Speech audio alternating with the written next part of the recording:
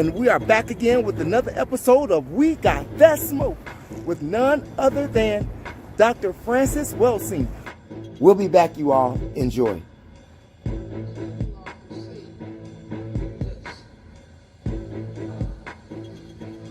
Let's say this is the planet Earth.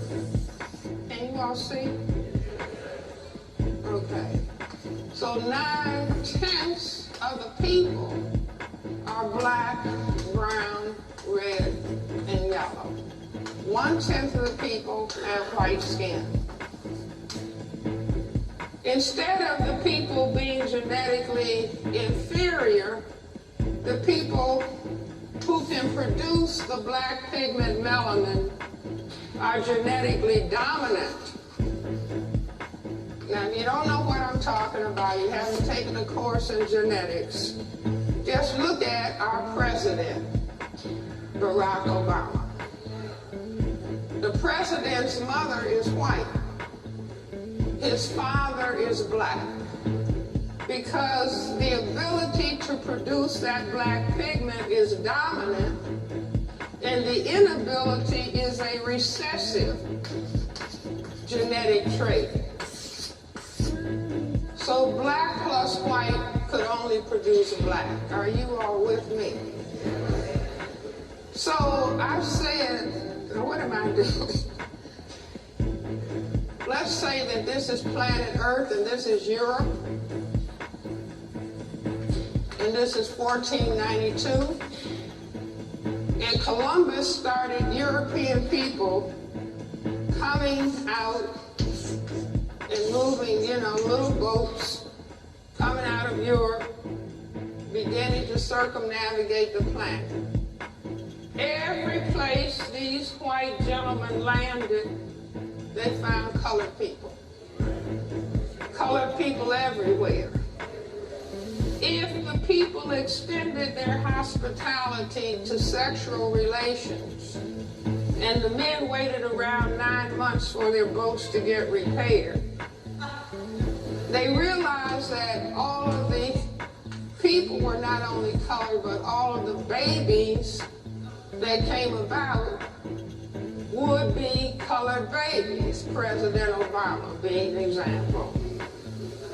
So I maintain they didn't have to have a big conference hall, big church, but they realized if everybody is colored and everybody is genetically dominant, unless we control all of these people, these men might get in boats.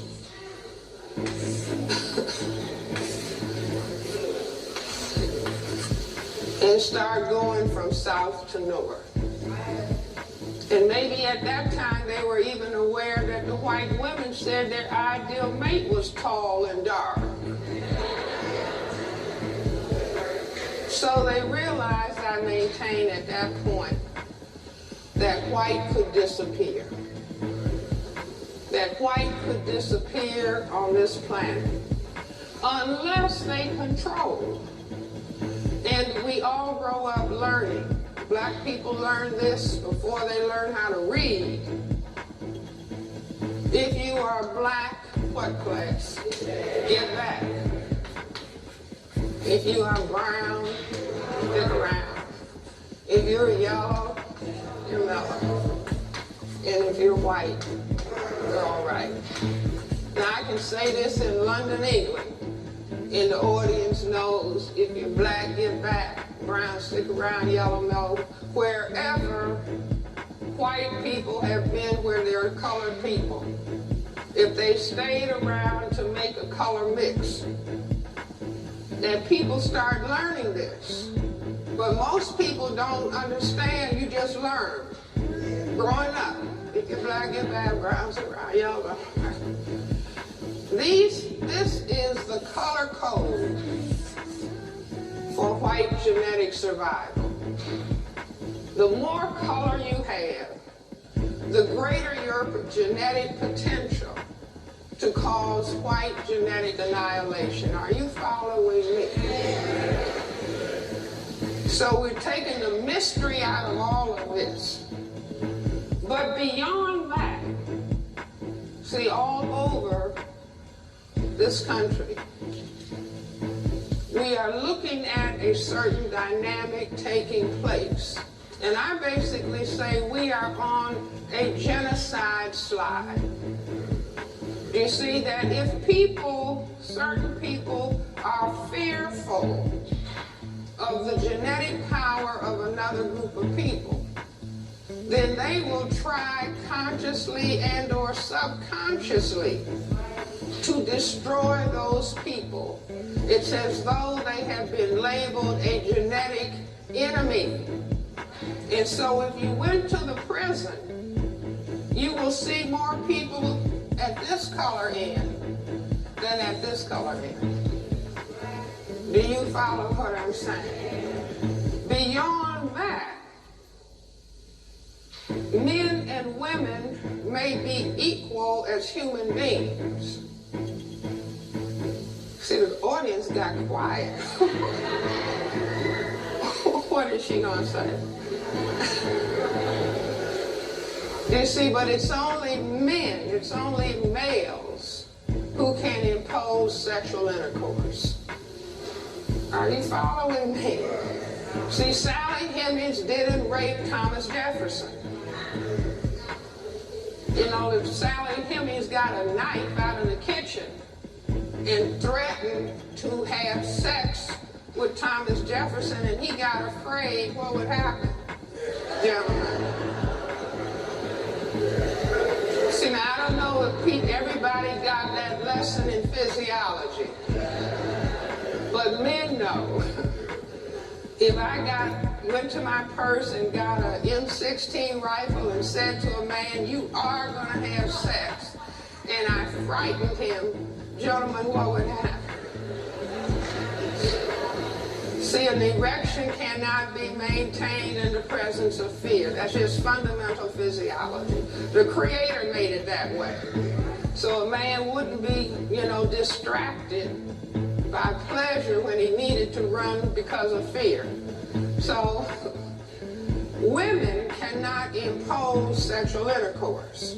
They can try to entice, influence, but they cannot impose. Ultimate imposition is to get a weapon.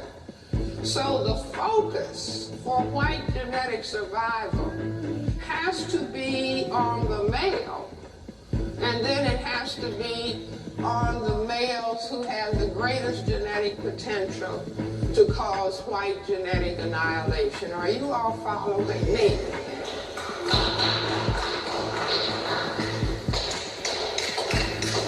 So Neely Fuller has told us that we're dealing with a system, and the system, to maintain the power equation of white power over a relative non-white powerlessness. Now, he doesn't say for the purpose of genetic survival. That's Francis Welsing's contribution. Okay, but I say this power equation is the white genetic survival power equation necessity. And the system functions in economics, education, entertainment, labor, law, politics, religion, sex, and war. Now we are in a temple called the Shrine of the Black Madonna. Now we can go back in history, and the paleontologists and anthropologists are telling us that black people were the parents, the first people. I'm not talking about some higher primate. I'm talking about human beings. Black people are the first people. Black people are the mothers and fathers of everybody on this planet. The first people to know about God. The first people to be mathematicians, architects, scientists, philosophers, to know about astronomy.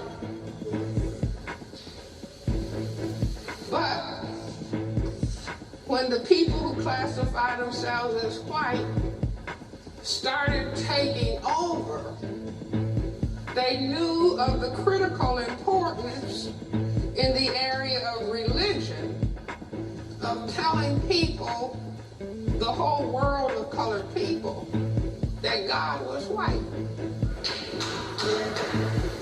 Now that was, I say, a critically important step, and sometimes I give the people who run white supremacy some grades. They can get A+. Because that was a very strategic move. Do you see, to say, well, wait a minute, it's more of them than us. So first, if we conquer them, then we can brainwash them and have them think that they are the image of God, and having the people of color praying to white day and night to love them and to save them. And oh God, why did you make me black?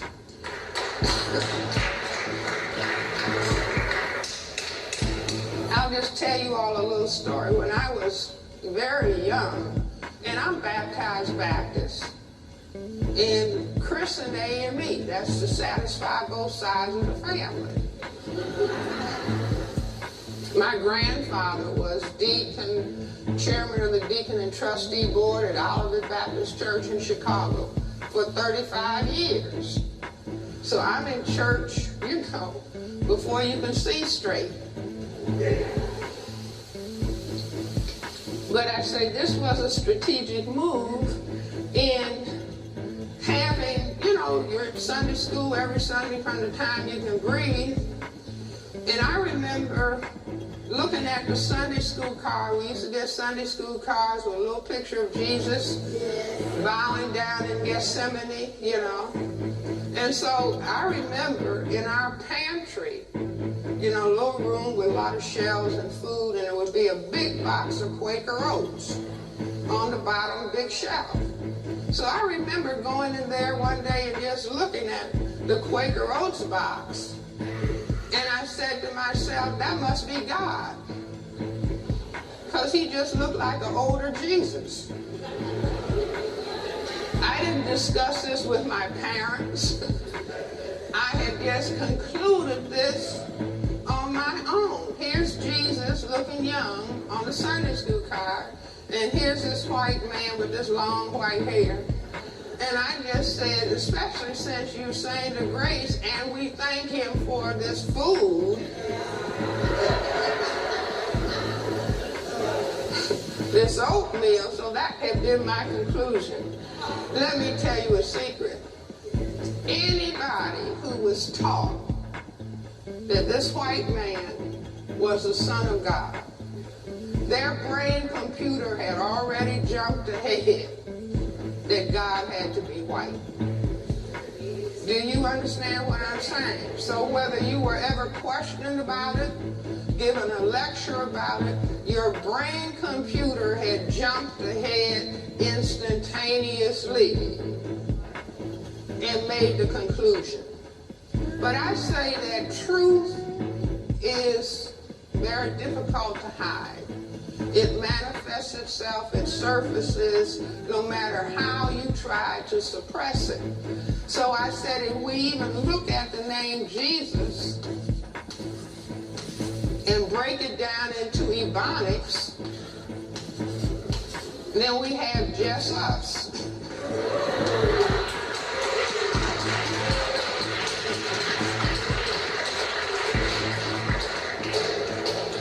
So while we're waiting for somebody else,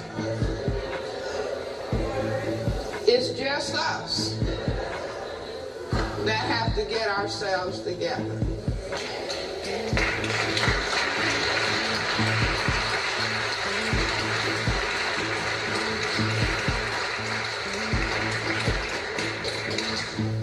You see, but I say, if you begin to understand what I'm saying about what racism as white supremacy, it's not racism and white supremacy. Neely Fuller informs us racism is white supremacy, and white supremacy is racism. And what I'm saying is that we have fought as black people dealing with this problem generation after generation after generation after generation, that it was just a question of, well, white people have to be taught to love. I remember standing in my home being a little girl, just the height of the table. My parents were reading the Chicago Defender, my grandmother was there, and they were kind of whispering about a black man having been lynched. You know, they would talk softly, and then if you were a child, you knew to listen carefully. So I said to my grandmother, well, Granny, why would they do it? And my grandmother said, well, some people just have to act ugly. But beginning to understand what racism is in terms of the demographics and the genetics on the planet, that this is what people who classify themselves as white felt they had to do for their survival. And it is not logical to expect people who designed a system consciously and or subconsciously for their survival to undo that system. Do you understand?